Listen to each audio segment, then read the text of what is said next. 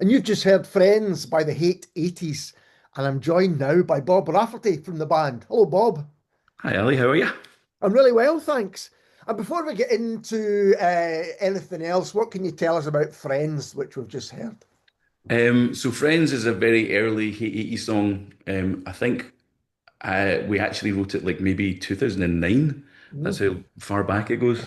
And it's like a song that's kind of about isolationism, like this kind of sense of like separating yourselves from each other and not having proper communication or proper relationships. I think it was sort of one of these days where I was sitting looking at all my hundreds of friends on Facebook and thinking, I don't know any of these people. Yeah. One of I those know moments. it is true that that's something that strikes me quite a lot, especially when, you know, the situation with social media is kind of as fractious as it's ever been now. You think, Yeah, do I lose all these friends by just stepping away from it? You think, "Well, I hardly know any of these people anyway." yeah, yeah, true. And what I'm interested about with Friends as well is there's quite a number of remixes with it. Yes, Is that yeah. something that you enjoy doing? Is it your own remixes? Is it getting other people involved?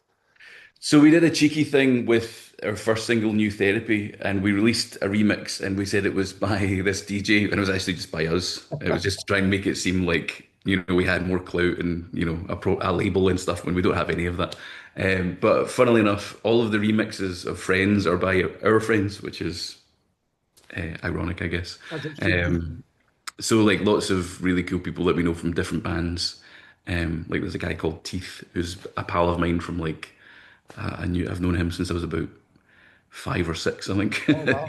He did a remix for us. And then PLEs, which is the DJ name of our pal Gil, who did the backing vocals on Friends. So Oh, excellent. yeah, so it was Just really out of good. interest, was your pal who you've known since 5 or 6, was his name always Teeth? Because you know you get No, given names at a young age and they kind of stick. no. No, his name's Mark, but so Teeth Mark is like a Yeah, funny yeah, pun yeah. in that. But that's his stage name. It's Teeth. Uh, And the Friends is from the album Now, which is out now as we're talking. What can you tell us about the album? So the funny thing about the album now is that most of the songs were written before our first album. Um, Oh, right. so we had written all these songs because to give you a little bit of history of the Hate 80s, Yeah, it actually started as an April Fool's joke in 2010. So me and Alan, who's the other member of the Hate 80s, we used to be in a band called L Dog right. back in like 2003 to like 2012. And we decided as an April Fool's, we'd make this kind of 80s-esque rock parody band and say, this is us now. We've changed our name to the Hate 80s. We're no longer L Dog. We're no longer doing post rock, whatever that is. I mean, I don't know what that is, but we Yeah. were called post rock. And so it started as a joke. And then after L Dog split up, me and Alan thought, well, let's go back and start working on this again as concept. And then we decided that we wanted the first album to kind of start as a really kind of poppy pastiche of like modern pop music and bringing in little bits of 80s music. And then it would kind of develop into something more aggressive as the albums went on.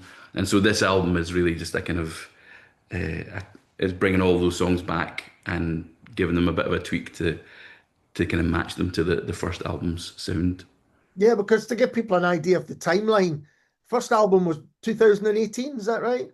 It was actually 2015-ish when Right, it came okay. out, but we didn't have a budget. We kind of ran out of money, and it just sort of vanished. Right. And so we had this other album sitting there, about 70% done, and we were like, "Will we just leave it?" And then after a while, I was like, "No, we need to get this stuff finished and out there. Otherwise, I'm just gonna ruminate on it for the rest of my life." So were you still doing stuff as the 80s in those kind of almost a decade, I guess?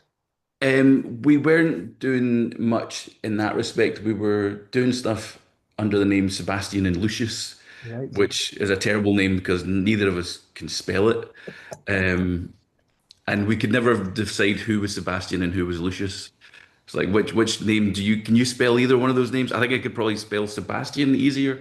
Anyway, and that was more sort of acoustic singer-songwriter style stuff that we did, and we only did a handful of gigs Right.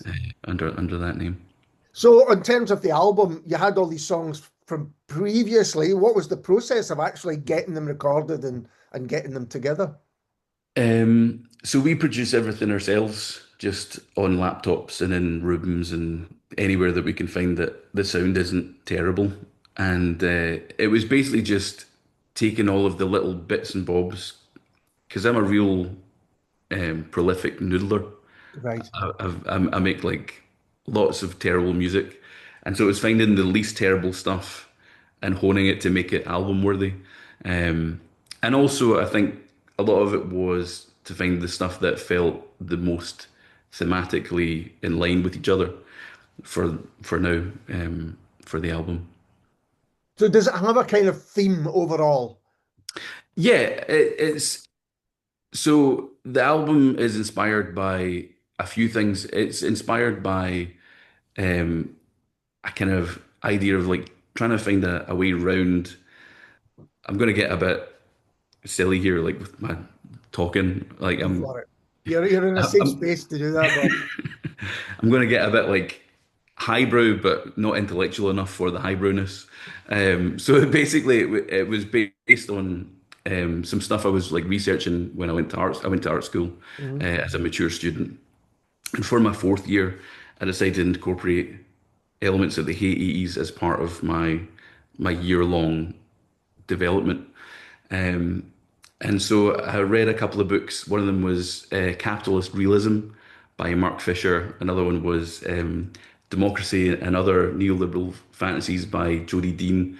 And it Mhm. was sort of really highlighted a lot of stuff that I was kind of aware of to do with like neoliberal capitalism and the sort of systems that are in play in the world at the moment that sort of oppress us and oppress creativity. And I've got really into this term recuperation, which is Yeah. the idea that any form of um, rebellion or like punk is a great example of recuperation because it starts as this movement against the system, against the monarchy, against all of this kind of stuff. But then it ends up getting co-opted, and around about the time that we were working on the Hate 80s stuff, it was the time that H&M had Ramones t-shirts. Yeah. It's that kind of thing. And I'm pretty sure it was the same time that Johnny Rotten was selling his butter on the TV, That's and what it's I that was thinking thing. of as you were talking. Yeah.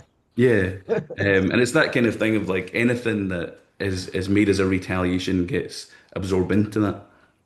And so my thought was, well, what if there was an ideology or a kind of lifestyle that was kind of socialist in a lot of ways or democratized creativity?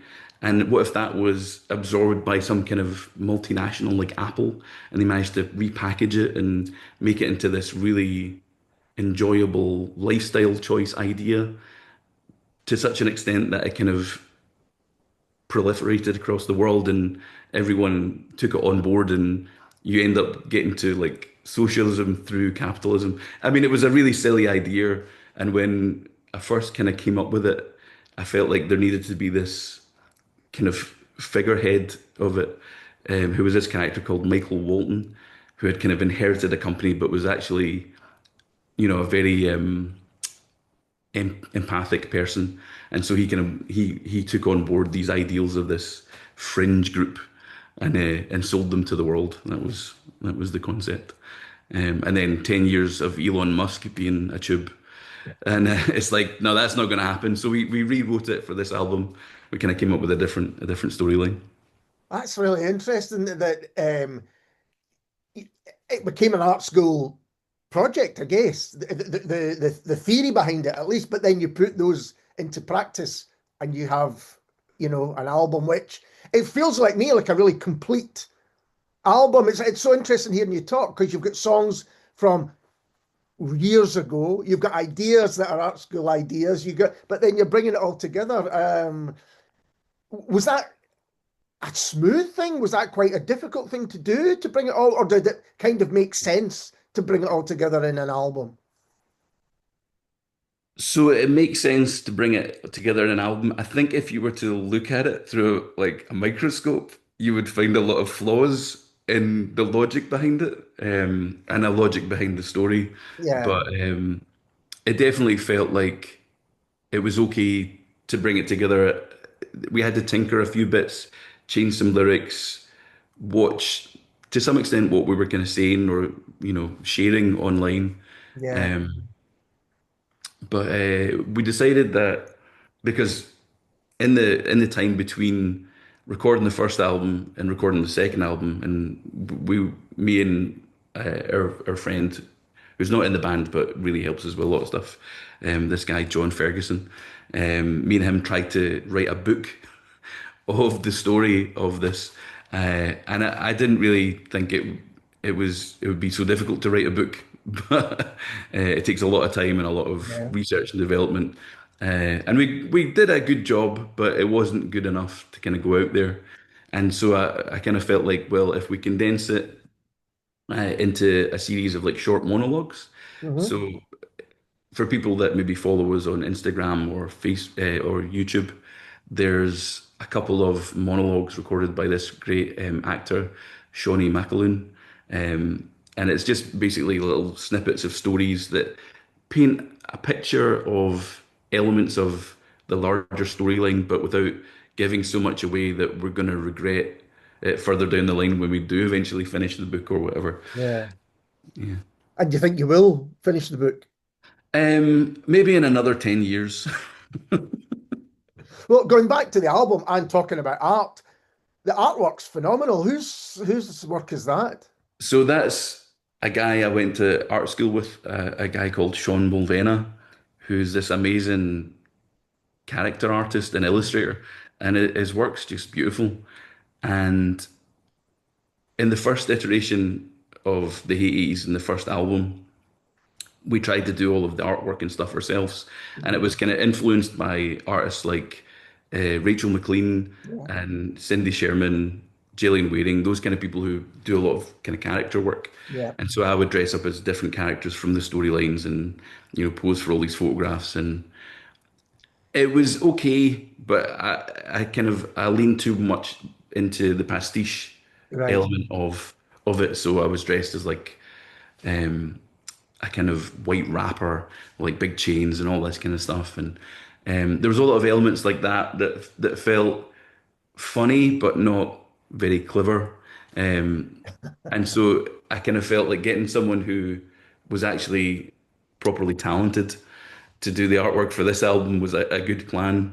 And Sean was just the best fit. And what we did was I would write a sort of description of the personality and the kind of lifestyle of the person, the character, and I sent it to Sean, and he would create the characters based just on their personality. And so we ended up with like four characters that we referred to in the monologues, and he really just nailed the look and feel of it. It was really cool. Yeah, no, it's fantastic stuff. Happily kind of hang them on your wall, no doubt about it. Yeah, yeah. And what I don't mean just influences on your music, but from what you were talking about, the artistic influences as well, perhaps the kind of cultural commentators who have influenced you. Are there a lot of those? Have you got a lot of influence that you think are gone into this record? Um, yeah, I think so. So unfortunately, I think one of the biggest influences is probably Chris Morris, Hmm. who did Brass Eye and the Day Yeah, to yeah, Day. And again, I think that was maybe what led me into the realm of pastiche too much.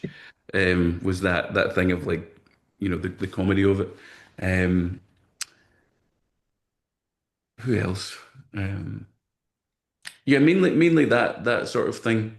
There's a South African artist called Kendall Gears, right. and he does a lot of stuff to do with borders and obviously like apartheid and things like that. But he has this amazing like visual language that I really wanted to try and encapsulate somehow in the artwork. And it's not established itself very well in the artwork, but there is a tiny nod to the kind of idea of recuperation in that I designed a typeface for the Haiti, so the logo and all the type that we share is stuff that I've designed, and there's two versions. There's a version which is designed to be like a stencil, Yeah. which would have been used by the sort of rebellious anti-capitalist group to spray paint walls. But then there's a version that's been co-opted by the new brand that has taken this on board, but they've made it more palatable. Um, and that's like slightly more readable, and it's not a stencil anymore. It's you could kind of almost imagine seeing it on products, that Yeah. sort of thing. Yeah. Yeah. And are you ever surprised by a reaction to your music? I'm thinking about people say, "Oh, that's definitely got a bit of, I don't know, early Human League or something in it." Right. And you think, "Oh, I didn't notice that." I'm always in, because sometimes I do talk to bands and references come up that they've never considered at all. I think so far most people have nailed what we've been ripping off. Our hope is that we can Our hope is that we can pour as many different influences in that people won't be able to, you know, claim that we're ripping any one particular person off. Right. But there's definitely, I mean, Human League's a great one. There's definitely a wee influence of like that era of 80s music. There's a lot of sort of 2000s metal influence. There's even wee bits of, drum and bass and hip hop influence from like the likes of like Ganja Crew or um, like probably Gravediggers are a big Mhm. hip hop influence for me. Um, yeah, but there's so many genres poured in everywhere. Um, It's quite something to hear the whole album, I think, because when you hear the singles, you kind of go, well, there's a bit of that or a bit of that. But there's so much going on in the album, it's fantastic. You can really spend a lot of time, kind of digging your way through it. oh, great, that's good to know. Um, I think I think sometimes you worry that you're doing too much, but I think one of the funny ones was Straight to the Heart was one of the joke songs that we made back in 2010. Right. Um, and I quite liked that approach because when you're in bands, quite a lot of the time, there's an idea of we have to have a sound or, we find something that's a bit of a niche, let's cling on to that. Yeah. Whereas with the Hate Eighties, it felt very much like, I mean, we can do whatever we want. Yeah. Like there's no limits. Um, and I think there's quite a lot of artists out now who are taking that approach, like bands like House of Protection and even Sleep Token, if you've come No. across them at all. And they managed to kind of bring sort of metal music in with bits of R&B and stuff, and it's quite an interesting mix. Yeah, that's interesting to hear you say because we're going to hear The Animals Can Talk in a moment, which is a track from the album. And that's a good example of the music kind of changes during the track. You've got something really heavy and then something poppier and all of those things. It's so interesting to hear the ideas and everything that goes behind this record in particular. Um, and I guess you have, some people will just listen to it and think this is a great album, and all those ideas, you'll know them. And now the people who listen to this will know them. But, a lot of people, does it bother you at all that all that thought and idea, well, people just think that's a banging tune, for want of a better term? I think I'm okay with it. Like I think if I'd had a bigger budget and a team of creatives at my beck and call, maybe could have done more with the other things like the music videos and Yeah. incorporate more of the storyline in that sense. But I think I think anyone who's gets interested in the story could maybe find it in what we've shared. Yeah, if people want to kind of dig in deeper, then, Yeah. they can find out all this stuff. And you played the How to Swim night at Stereo in December, which I was gutted I couldn't be there. I was at something else that night. I take it was a cracking night. It was a great night. It was really good. Yeah, it was a really good lineup. and a really good crowd. Um, but very nerve-wracking for us because we hadn't played as the Hate Eighties for like 12 years. Wow. And we didn't have a drummer or anything, and we had a shonky laptop. I was going to ask you what a Hate 80s live show is like, but then maybe you've just described it. Um, so we quite like trying to link in the storyline into the live performance, and we did this really cool gig about 10 years ago at the art school, Right.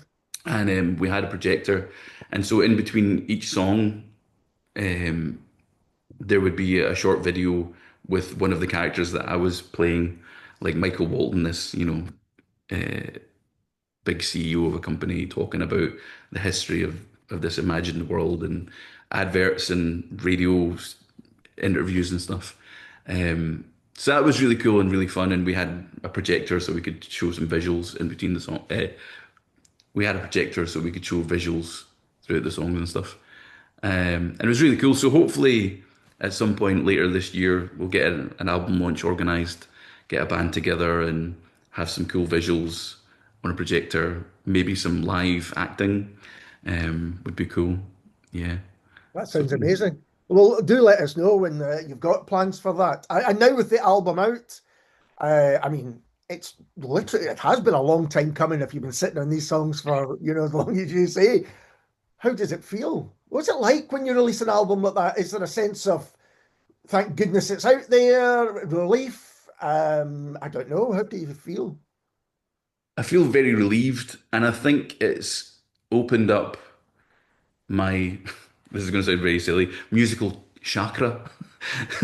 So I felt that I've written like about 15 songs since we've released the Right. album because it just feels like such a load off. Like I've managed to release this, I've birthed this little creation finally.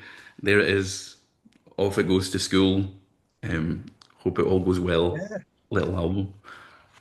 And will this be under a different name than the Hate 80s, this other music, or do you not know yet, or what's the situation? So it's a bit of a spoiler, but me and Alan had this plan to stage a fallout where we'd like fall out with each other and then release solo albums dissing Uh-huh. each other. So that might still happen. Uh, but that will probably be under a different name. And then maybe in another 10 years we'll come back and do the third album of the Hate Eighties trilogy. The reunion. The reunion, yeah. Yeah, yeah. I was at a Celtic Connections gig on Saturday night. It was the reunion of friends again after over 40 years was the last that. Yeah, yeah. They formed at school, kind of formed at school or just after school, released an album, went their separate, often very successful ways, Love and Money and Bathers and stuff like that. But this was the first time that they'd all been back on stage to play again. So there you go. You can, 10 years is nothing. Bob, thank you so much for taking time to talk to me. It's been genuinely fascinating to hear a lot of the ideas. I'm a big fan of your music, you know that, but to hear the things that you've been thinking about and have gone behind it makes me want to dig in even more and learn more. So I really do appreciate it. Oh, thanks so much, Ellie. I really appreciate you having me on the show. And this is the Hate 80s, and the animals can talk.